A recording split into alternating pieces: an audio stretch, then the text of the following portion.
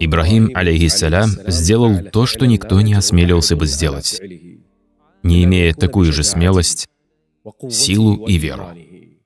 Он сломал вековых идолов и богов, которым поклонялся его народ наряду с Аллахом. И вот люди начали возвращаться радостные, чтобы увидеть благословение идолов и богов, сошедшие на еду, которую они им поднесли, чтобы увидеть, как боги приняли их жертвы. Они шли радостные и полные надежды в день своего празднования для того, чтобы столкнуться с этой страшной картиной. Их боги были уничтожены. От их богов остались лишь осколки и руины. Боги, которых они унаследовали от своих отцов и предков, лежали уничтоженные перед их глазами. Они сказали: кто поступил так с нашими богами? Сура Пророки, 59 аят. Послушайте эти слова. Это просто ужасные слова. Человек спрашивает: кто поступил так с моим Богом? Сама постановка вопроса вызывает ужас. Будь у них разум, они не задали бы такой вопрос. Кто разнес в щепки моего Бога? Кто сломал моего Бога? Кто сравнял моего Бога с землей? Как вообще это стало Богом тогда? Просто задумайтесь над этим вопросом. И кто его спрашивает? Люди, почтенные лица, мыслители, народная элита. И вот они задают такой вопрос. Они сказали: кто поступил так с нашими богами? Воистину, он является одним из беззаконников. Сура Пророки, 59 аят. И гадая, кто мог такое сделать, одни предположили только один человек. Кто? Ибрахим, конечно. Только он осмеливался оскорблять наших богов и ругать их. Они сказали: мы слышали, как какой-то юноша упоминал их. Желая принизить его, они сказали: был один, как его там звали? Ибрахим. Да, его звали Ибрахим. Они не знали, что он был лучшим из людей, ступавших по земле на тот момент. Эти глупцы не догадывались, что это был любимец Аллаха, о котором они так отзывались. Они сказали: мы слышали, как какой-то юноша упоминал их, которого называют Ибрахим. Сура Пророки, 60 аят. Приведите его. Выведите его к людям, чтобы они могли его увидеть. Мы должны провести суд над этим юношей по имени Ибрахим. Нам нужно выяснить, он ли разрушил наших идолов или нет. Если это он разрушил их, мы казним его прилюдно. Собрались люди, мужчины, женщины, огромная толпа, и все они варвары, все они погань, все они нечисть, потому что поклоняются идолам. Посмотрите на их разум, на их мышление, на их нравы. Ибрахима силой притащили и выставили перед этой толпой. Что они скажут? Как они будут выступать? Представьте себе эту картину. А в роли судей заседали некоторые представители знати, лицом к собравшимся. А Ибрахим аль-Халиль стоял перед ними, на фоне разбитых идолов. Они сказали: «О Ибрахим, ты ли поступил таким образом с нашими богами?» Сура Пророки, 62 аят. Вы вообще осознаете, с кем говорите? Это Ибрахим, которому Аллах даровал ясные доказательства. Ни вы, ни миллионы подобных вам не смогут превзойти Ибрахима в споре. Вы хотите устроить публичный суд? Именно это и нужно было Ибрахиму. Ибрахим как раз ждал этого момента. Ты ли поступил так с нашими богами, Ибрахим? Ибрахим посмотрел на них и сказал: нет. Это сделал самый большой из них, вон тот. Видите, вон того огромного идола? Это он разломал их. А люди, невежественная толпа, чернь. Многие из них поверили в это. Да, точно, вон у него топор в руке. Варвары с низким уровнем интеллекта. И Ибрахим начал сеять среди них сомнения. Он знает, что люди — это просто толпа, пойдут, куда их погонят. Только его цель вон те, которые уселись судить, элита. Он сказал: вон тот, самый большой, сделал это. Спросите их, если они могут говорить. То есть спросите этих разрушенных идолов, кто с ними так поступил. Спросите их, кто вас разрушил? Кто разбил вас вдребезги? И они сами ответят вам, что это сделал вон тот самый большой идол. Смотрите на подход Ибрахима. Как будто он смеется над их разумом и мышлением. Люди начали обсуждать его ответ. Эти вожди и судьи. Они принялись обсуждать его ответ и думать, чем им парировать. Обратившись друг к другу, они сказали: «Воистину вы сами являетесь беззаконниками». Сура Пророки, 64 аят. Вот тут на мгновение блеснула чистота и ум. Иногда проблеск здравомыслия может наблюдаться даже у сумасшедшего. Мгновение разума. Даже у неверующего мушрика могут проявляться победные просветы фитры. Они говорили друг другу: «Ей-богу, а ведь парень говорит правду. Вы же не считаете, что эти идолы и в самом деле достойны поклонения? Это мы настоящие злодеи, и он просто смеется над нами». Но это был лишь недолгий просвет здравого рассудка. В этот момент проявилась их фитра, но длилось это всего несколько секунд перед людьми. А потом Затем они принялись за свое они вернулись к старому мышлению. и сказали: «Ты же знаешь, что они не способны разговаривать». Сура Пророки, 65 аят. Нет, Ибрагим, ты ведь знаешь, что мы не можем у них ничего спросить. Они ведь не разговаривают. Посмотрите на этот несуразный ответ. Более бестолкового ответа и представить невозможно. Почему вы даете такой глупый ответ? Вы говорите: ты знаешь, что наши боги не способны говорить. Они не могли говорить, когда были целы, а уж тем более сейчас, когда они превратились в груду осколков с пылью. Ты ведь сам понимаешь это. И в этот момент Ибрагим ответил им перед всеми людьми, перед всей этой толпой, громким голосом. Он сказал: «Неужели вы поклоняетесь вместо Аллаха тому, что ничем не способно помочь или навредить вам?» И люди все это слышали. Ибрагим был самым мудрым среди них, несмотря на свой юный возраст. Он произнес речь перед их предводителями, и все это слышали. Тьфу на вас! Аллаху Акбар, посмотрите на эту смелость. Позор всем вам, и стоящим, и сидящим, и слушающим, и смотрящим. Тьфу на вас и на то, чему вы поклоняетесь вместо Аллаха. Неужели вы не образумитесь? Сура Пророки, 67 аят. Все впали в замешательство. Люди в шоке. И что им теперь ему сказать? Логика и здравый смысл на его стороне. А ведь он всего лишь один подросток. Люди начали осознавать. А ведь то, что он говорит, правда. Люди начали верить. Элита испугалась, что толпы пойдут за ним. Они привели его судить, а судит он их. Никто не смог дать ему вразумительного ответа. «Сжечь его!» Люди услышали, как кто-то из толпы крикнул: «Сжечь его!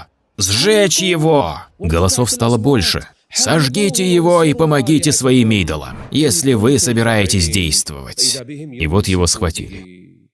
Известие об этом дошло до Нимрода. Он повелел им: «Приведите его ко мне». И его отправили к Нимроду. Нимрод был жестоким и несправедливым тираном, который притеснял людей. Его власть распространялась от востока земли до запада. Он позвал Ибрагима, когда услышал о том, что он сделал, как он осмелился разрушить идолов. Люди требовали сжечь его. Он приказал привести его. «Я хочу завести спор с этим юношей и поставить его на место». Ибрагима отвезли из Ирака в Шам, где находился Нимрод. Его ввели во дворец Нимрода, который восседал в окружении своих министров, слуг и палачей на своем троне. Юношу представили перед Нимродом, этого молодого человека, пророка Аллаха, который распространял религию Всевышнего Аллаха. Не знаешь ли ты о том, кто спорил с Ибрахимом относительно его Господа, поскольку Аллах даровал ему царство? Аллах наделил его властью, и он решил завести спор с Ибрагимом о ком? О Господе. И с кем же хочет спорить Нимрод? С Ибрагимом. Порой, споря даже с простым человеком, вы не можете переспорить его. А что тогда говорить об Ибрагиме? Пророки Аллаха, ты хоть знаешь, кто такой Ибрагим? Если бы ты, Нимрод, знал, кто это, то не посмел бы с ним спорить. Когда Ибрагима ввели к Нимроду, царь спросил: «Ибрагим, кто твой Господь? Кто этот Бог, о котором ты говоришь, отвергая наших богов?» Ибрахим ответил: «Мой Господь — это тот, кто дарует жизнь и лишает ее». Он привел то качество Аллаха, которое никто бы не смог отрицать. Если у тебя есть хоть крупица разума, ты не сможешь этого отрицать. Мой Господь дарует жизнь и забирает ее. Нимрод какое-то время молчал, а потом повелел слугам, которые были вокруг него, привести к нему 2 людей, которых приговорили к смертной казни. «Приведите их ко мне сейчас же, немедля». И к нему привели 2 людей, приговоренных к смертной казни.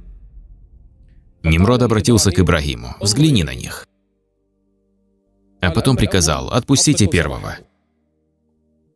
«Отпустите его. Мы его оправдываем, пусть возвращается к себе домой. А второму сейчас же отрубите голову». И его убили. Тогда Нимрод сказал Ибрахиму: «Видишь, я дарую жизнь и забираю ее». Этот царь в своей тирании дошел до безумства. Ибрахим, алейхиссалям, говорит об одном, а Нимрод совсем о другом, никакой связи. Какая связь между созданием и сохранением человеческой жизни? Если ты убил человека, то разве это значит, что смерть в твоей власти? Причем здесь убийство вообще? Если ты отменил казнь, это значит, что ты его оживил? Что это за безумие? Он был жив еще до того, как узнал тебя. Но Ибрахим, алейхиссалям, не стал спорить с ним по этому вопросу. Он не стал говорить: «Нет, я имел в виду другое, а не убийство, вы меня не так поняли». Нет. Потому что Ибрахим обладал мудростью, он понимал, что с такими людьми бесполезно спорить. Этот человек — безумный тиран. С ним без толку вести интеллектуальную дискуссию. Это бесполезно.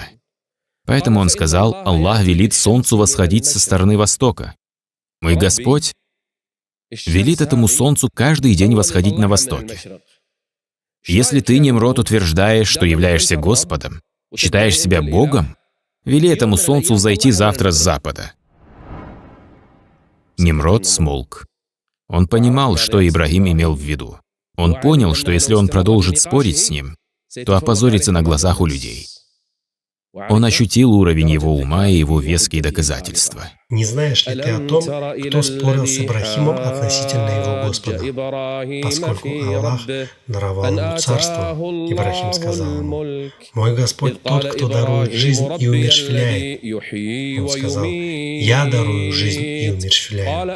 Ибрахим сказал: «Аллах заставляет солнце восходить на востоке. Заставь же его зайти на западе». И тогда тот, кто не уверовал, пришел в замешательство. Сура Корова, 258 аят. Нимрод замолк. Аллах не ведет прямым путем несправедливых людей. Сура Корова, 258 аят. Он не смог ответить ему. Что он ему теперь скажет? Как он заставит солнце восходить с запада? Он не знал, как парировать аргументы Ибрахима. Тогда министр подсказал ему: «Думаю, нужно сделать с ним то, что требуют люди». А что они требуют? Сжечь его. Народ требует расправы огнем? Так давай сожжем его. Ты прав. Он повелел палачам заключить его в темницу. Зачем его заключать? Он сказал: «Бросьте его в темницу, пока не соберут дрова. Давайте сожжем этого неверующего, отвергающего наших богов». Вот вам и аргумент. Вот так действуют тираны и тагуты, когда у них нет доводов. Вот так действует преступная власть, когда у нее нет логичных аргументов. У них у всех одно решение: убить, сжечь, запытать, посадить, пролить кровь. Вот вся их аргументация. Вот они, их доводы. Ибрахима заключили под стражу и приговорили к сожжению. Нимрод повелел своим министрам и своей армии приготовить костер. Было определено место, где будут сжигать Ибрахима. Люди целый месяц собирали дрова. Разного рода дрова, чтобы сжечь Ибрахима аль-Халиля. Люди даже начали кричать. Они сказали: «Сожгите его и помогите вашим богам, если вы будете действовать». Сура Пророки, 68 аят. Те, кто хочет отомстить за богов, которых стерли в порошок, которых разбили вдребезги, кто хочет отомстить за них, кто хочет получить их довольство, пусть собирает дрова, чтобы сжечь Ибрахима. Дошло до того, что женщина даже давала обет, что если ее ребенок выздоровеет, она соберет дрова, чтобы сжечь Ибрахима. Они сделали это самой великой жертвой своим идолам и богам. Они собирали дрова и все, что могло гореть, чтобы сжечь Аль-Халиля, сжечь нашего господина Ибрахима, алейхиссалям, пока он сидел в темнице. Люди старались, пока не собрали гору дров величиной в целое здание. Они сказали: соорудите для него строение. Они сказали: соорудите для него строение и бросьте его в огонь. Выстроившиеся в ряды, 97-й аят. Около месяца они собирали для него эти дрова, а потом разожгли огонь. Из-за масштаба и огромной площади, которую охватил огонь, люди не могли даже приблизиться к нему. Даже птицы, пролетавшие над костром, даже птицы падали замертво, настолько высоко доходил жар от него. Они сгорали прямо в небе. Этот огонь упоминается в Коране как джахим, то есть адское пекло. Он также упоминается как строение, а не просто кучка дров. Сколько же для этого было собрано топлива? Сколько древесины? Сколько дров собрали люди, чтобы сжечь простого юношу, который призывал их к единобожию? Целый месяц собирали. И растопили огромное пекло. Нимрод повелел привести Ибрахима. «Приведите его и свяжите его веревками». Люди опешили: «Мы не сможем приблизиться к огню, чтобы бросить его туда». Царь сказал: «Поместите его на трибушет». Знаете, что это такое? Раньше их использовали на войне для метания горящих камней. Поместите его на трибушет, потому что палачи сами не могли приблизиться к огню из-за его величия и жара. О Аллах! Этот верующий, благочестивый юноша, вместе с которым уверовало только двое, его жена и племянник, чем они смогли бы ему помочь? Его поместили на трибушет, чтобы бросить в тот огромный костер. Небеса содрогнулись, затряслась земля, и вся вселенная всколыхнулась из-за того, что Ибрахима халиля хотели сжечь. Даже сам Джибраил спустился к пророку Аллаха Ибрахиму и спросил его: «О Ибрахим, нужна ли тебе моя помощь? Представьте себе, пришел Нимрод, пришла вся знать, чтобы посмотреть. Пришла огромная толпа зевак, мужчины, женщины, старики, дети. Все пришли в ожидании того, как в этот день сожгут Ибрахима. Сегодня мы отомстим за наших богов». Ибрахим был связан веревками на трибушете. Джибраил приблизился и обратился к нему. Он спросил его: «Ибрахим, нужна ли тебе моя помощь? Только скажи, и я спасу тебя из этой ситуации». Всего одно слово. Если он скажет его Джибраилу, тот уничтожит всю землю со всеми ее обитателями. Всего лишь одно дуновение Джибраила отправит в этот огонь всех, кто его разжег. Один крик Джибраила, и на всей земле не останется ничего живого. Если бы Ибрахим захотел, то попросил бы Джибраила об этом. Но что же произойдет? Попросит ли Ибрахим Джибраила спасти его? Или его бросят в огонь? И что же произойдет с Ибрахимом, если его бросят в этот огромный костер? А что, если он упадет в самый центр огня? Что же произойдет дальше? И как спасется пророк Аллаха? Следите вместе с нами за историей Ибрахима халиля, алейхиссалям.